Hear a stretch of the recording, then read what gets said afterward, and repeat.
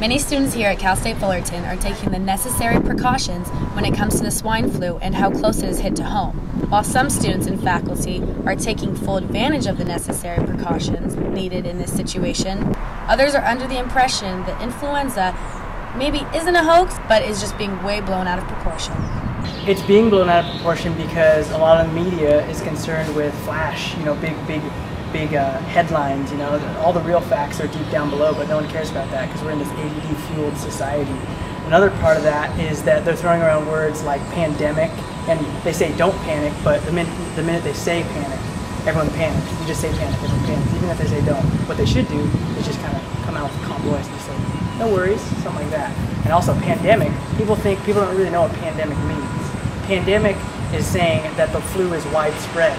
Pandemic has nothing to do with how severe the flu is, how sick you get, whether it's could threaten your health. I think the biggest concern with this whole epidemic is they're saying is the panic situation, and how the vice president came on the Today Show and saying, oh, I'm not going to even leave my house.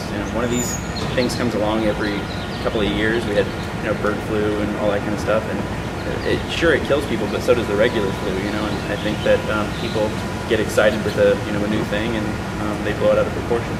The swine flu is just like MSG and trans fat. Everyone just hopping on the swine flu and MSG and trans fat bandwagon.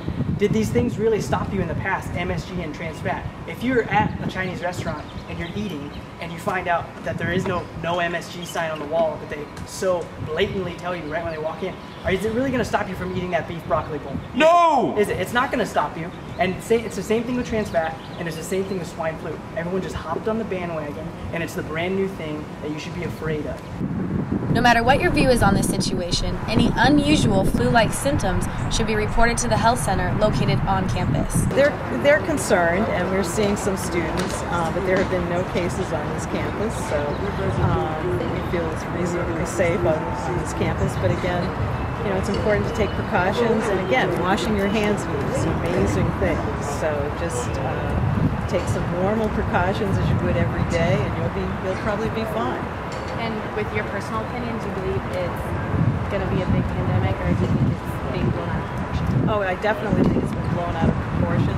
But again, the CDC has to watch these things. You don't know what's going to transpire, but with our mass media these days and so quickly getting information, I think people have started almost a mild panic on this for sure.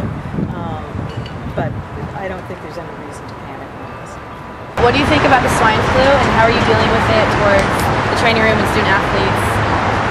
Right. Well, we're really dealing with it no differently than we would any other symptomology of influenza. And so I think that the sad reality for me is that the media is making such a big deal about this that what we do is we just take care of the symptoms that we see every single day anyway, and so we're treating this no differently other than being aware, which is what we do every day. The Health Center is open Monday through Wednesday, 7:45 a.m. to 5 p.m.